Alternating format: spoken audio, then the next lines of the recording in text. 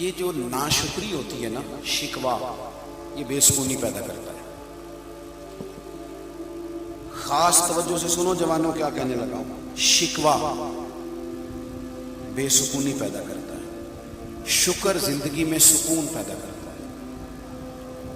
آپ خود بھی اگر شکوے والی بات کریں گے تو آپ اپنے، یہ نہیں کہ کسی نے آپ کو سکھائی، ہماری اپنی باتیں بھی ہمارے اوپر اثر کرتی ہیں۔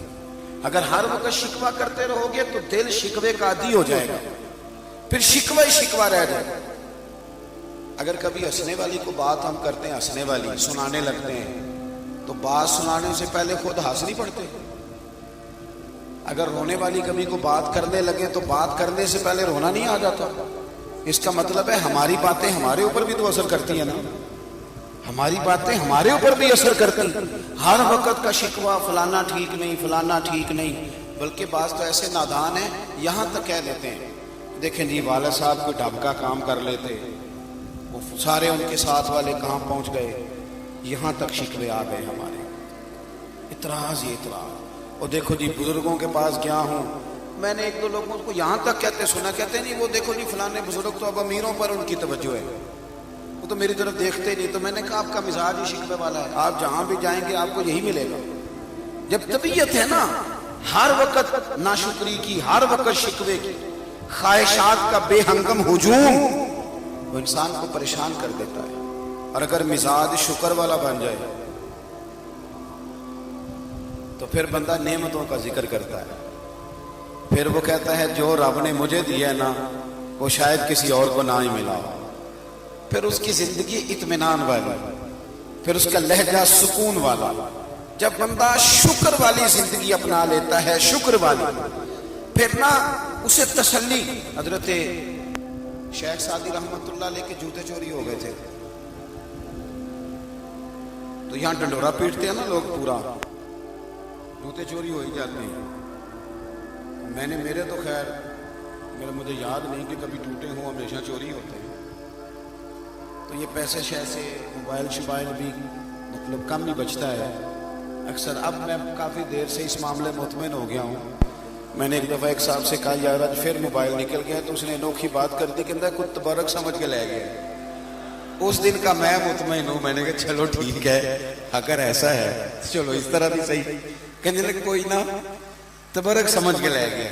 وہ محبت سے کسی نے ڈالا نا، مطلب بغل گیر ہوا، تو وہ محبت اس نے کی تو تحفہ بھی اپنی مرضی سے لے گیا، وہ ملا ہی نہیں۔ اللہ جزائے خیر دے۔ کئی دفعہ کہنے کو دل کرتا ہے یار موبائل کا تو اتنا مسئلہ نہیں تھا، نمبر ذرا قیمتی تھے، وہ دوبارہ سے ملتے نہیں، مشکل ہو جاتی ہے۔ اور ہمارے ہاں چونکہ ہمارا تعلق زیادہ ان لوگوں سے ہوتا ہے جو ادب والے ہوتے ہیں، تو کئی دفعہ فون کریں کہ علامہ صاحب، مفتی صاحب، حضرت صاحب، تو ان سے کہنا کون، تو کہتے ہیں لو دسو، تو اسی نمبر بھی نہیں آج تک نوٹ کیا تھا۔ تو ان کو کیا بتائیں، نوٹ کیا تھا پر وہ تبرک ہو گیا، وہ تو ہو گیا معاملہ ختم۔ تو اپنی زندگی، وہ حضرت سعدی شیرازی کے نا کسی نے جوتے چوری کر لیے، اور قیمتی جوتے تھے۔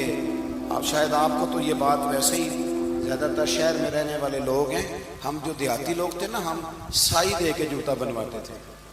عقیدہ سے میں سائی دے کے جوتی بنوائی، سائی دے کے جوتا بنواتے تھے تو وہ بڑا پیارا لگتا تھا۔ وہ جوتا چوری ہو گیا تو لوگوں نے آپ سے کہا کہ حضور وہ تو جوتا چوری کوئی لے گیا آپ کا، تو حضرت نے فوراً جو لفظ کہے نا وہ شکر والے۔ یہ بھی ہو سکتا تھا دیکھو جی لوگ کتنے چور ہو گئے، کتنے ظالم ہو گئے، خیال ہی نہیں کرتے، بزرگوں کا بھی خیال نہیں کرتے، کسی کا حیا ہی نہیں رہا، فلان ہو گیا فلان، یہ ساری باتیں ہو سکتی تھی نا۔ لیکن اس نے یہ ذرا شکوے اور شکر میں فرق دیکھے کیا ہے۔ حضرت سعدی سے کہا جناب جوتا چوری ہو گیا، تو فرمانے لگے الحمدللہ، شکر ہے جوتے ہی چرائے ہیں، کہیں پیر تو نہیں نہ چرا کے لے گیا۔ پیر سلامت ہیں تو جوتے اور بھی آئی جائیں گے، جوتے ہی گئے، پیر تو نہیں نہ گئے۔ تو شکر والی زندگی اپنائیں، شکوے سے باہر آ جائیں۔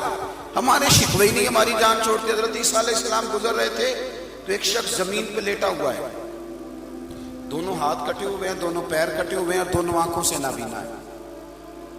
یہ میں نے کہہ دیا، آپ نے سن لیا، لیکن ایک انگلی کاٹ جائے تو ساری زندگی روتے گزر جاتی ہے، وہ جی دیکھو جی میں معذور ہو گیا۔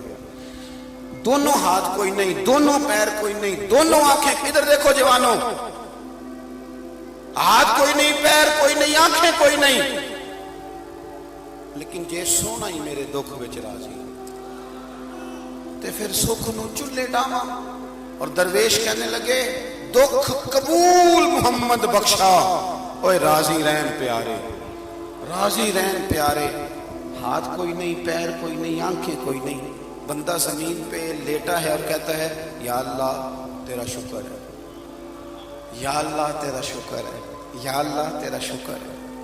حضرت عیسیٰ گزر رہے تھے، لوگ وہاں جمع ہیں، اس کی حالت یہ دیکھیں۔ میں نے کہا پھر ذرا پھر غور کرو کیا کہہ رہے ہیں، یعنی دونوں ہاتھ کٹ جائیں، ایک منٹ کے لیے سوچو، پیر کٹ جائیں، آنکھیں دونوں چلی جائیں، دنیا کا کوئی رنگ نظر نہ آئے اور بندہ کہے یا اللہ تیرا شکر ہے، یا اللہ تیرا۔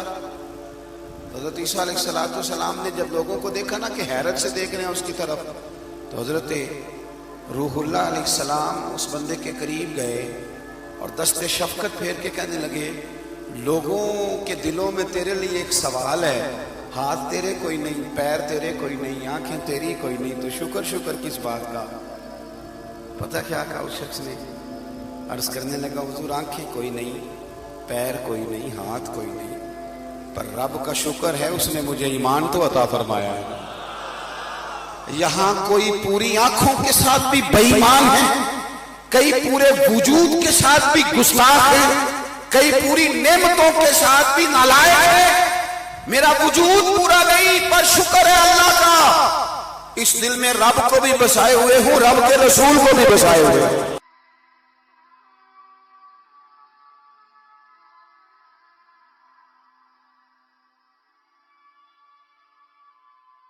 کہ سینے میں جو ایمان ہے، دل ہے وہ ایمانداروں جیسا ہے۔ مجھے صحیح بتانا، صحیح دل پہ ہاتھ رکھ کے، بیٹا ملنے پہ مٹھائی بانٹی، نئے مکان پر مٹھائی بانٹی، نئی نوکری ملی تو تحفے بانٹے، صحیح بتانا کبھی دو نفل اس لیے پڑھے ہیں کہ یا اللہ تیرا شکر ہے تو نے ہمیں رسول اللہ کا غلام بنایا، تو نے زندگی میں اس نعمت کو سمجھا ہی نہیں کہ تیری شان کتنی ہے، تجھے پتہ ہی نہیں کہ صرف حضور کی نسبت کی برکت سے تیرا چہرہ قیامت کے دن 14ویں کے رات کی طرح چمکے گا۔ تو کہتا پیسے کوئی نہیں تو رونے لگ گیا، میرے پاس گھر کوئی نہیں تو رونے لگ گیا، تجھے پتہ ہے تیرے پاس کون سی نعمت ہے؟ بڑے امام راضی کہتے ہیں نبی دعا کرتے رہے، نبی پیغمبر اللہ کے نبی، یا اللہ ہمیں اپنے محبوب کی امت میں شامل فرما۔ تجھے بن مانگے یہ نعمت ملی ہے اور تو نے کبھی نہیں سوچا کہ میں چلو ایک رات اس لیے صرف عبادت میں گزار دوں کہ اللہ نے مجھے رسول اللہ کا غلام بنایا۔ اپنی زندگی شکر والی بنائے، اپنا مزاج شکر والا بنائے، اپنی طبیعت کے اندر۔ میرے ایک دوست نے مجھے ایک دن فون کیا، کالج میں ہم اکٹھے پڑھتے تھے، کہنے لگے چل یار سیر کرنے جانا ہے، تو میں نے کہا میں تو روز سیر پہ ہی ہوتا ہوں، روز سیر پہ ہی ہوتا ہوں، میں تو کبھی کسی شہر کبھی کسی شہر۔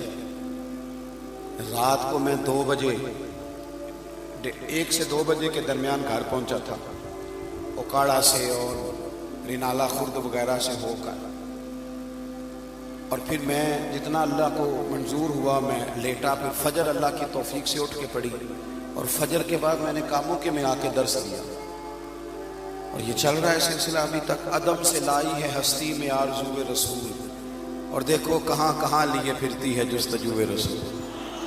یہ چل رہا ہے سلسلہ۔ میں نے کہا میں نے نہیں جانا کہیں سیر سور پہ، تو کہنے لگے یار میں تو اپنے کام سے اکتا گیا ہوں، 2-4 دن کی ٹھنڈے علاقے میں رہتے ہیں جا کے۔ میں نے کہا تو اکتایا ہوگا، میرا تو کام ہی بڑا مزے والا ہے، صبح و شام مدینے والے کی بات کرنا، آ میرے دل آمنہ کے لال کی باتیں کرے، چہرہ بشمس کے اجلال کی باتیں۔ اور میں نے کہا کہ ہم لوگ اس لیے وہ نعمت اگر ہمیں محسوس ہو نا کہ ہم مسلمان ہیں، مومن ہیں، اور یہ وہ والی شان ہے جو کروڑوں دے کے نہیں خریدی جا سکتی، لیکن مزاج ہی نہیں شکر والا، طبیعت ہی نہیں۔ سیدہ طیبہ طاہرہ حضرت عائشہ صدیقہ رضی اللہ تعالی عنہا، آپ دیکھیں حضور نے یہ بھی فرمایا ہے، فرمایا سارے نبی ستائے گئے اور میں سب سے زیادہ ستایا گیا۔ دکھ ہر وقت رہے، ایسا نہیں کہ تکلیف نہیں، بولے نہیں بھی سنے بس بات سمیٹنے لگا ہوں میں، ایسا نہیں کہ تکلیف نہیں آئی۔ مکے کے 13 سال آپ دیکھ لیں کس طرح کفار نے ستایا، مدینہ طیبہ میں حضور آ گئے تو کبھی بدر میں تلواریں، کبھی احد میں، کبھی خندق میں، کبھی کہیں کہیں کبھی کہیں، اور کبھی کافروں کے حملے، کبھی منافقین کی سازشیں، سارا کچھ حضور نے فیس کیا۔ لیکن حضرت عائشہ صدیقہ رضی اللہ تعالیٰ عنہ فرماتی ہیں کہ رات کا وقت ہوتا نا، یہ صحیح مسلم میں موجود ہے، تو حضور نماز کی نیت باندھتے اور اتنا نماز پڑھتے، اتنا پڑھتے، اتنا پڑھتے کہ مقدس قدموں میں ورم آ جاتا۔ روٹی کماتے سارے تھکے ہوں گے، دنیا داری جمع کرتے کئی لوگ تھکے ہوں گے، لیکن کبھی بتاؤ عبادت کرتے ابھی تھکے ہیں؟ فرماتی ہیں کہ زخمی مقدس قدموں میں ورم آ جاتا۔ میں نے ایک دن عرض کی یا رسول اللہ، آپ اللہ کے محبوب ہیں، اللہ نے آپ کو رسولوں کا امام بنایا ہے، اتنی مشقت کیوں کرتے ہیں آپ، اتنی سخت عبادت کیوں کرتے ہیں؟ تو حضور نے امت کو سبق دیا، فرمایا عائشہ تم نے بیان کیا ہے نا کہ اللہ نے مجھے بڑی عظمتیں دی ہیں، تو افلا اکون عبدا شکورا، فرمایا پھر میں اپنے رب کا شکر گزار بندہ نہ بنوں؟ یہ میری ساری رات کی عبادت شکر کے لیے۔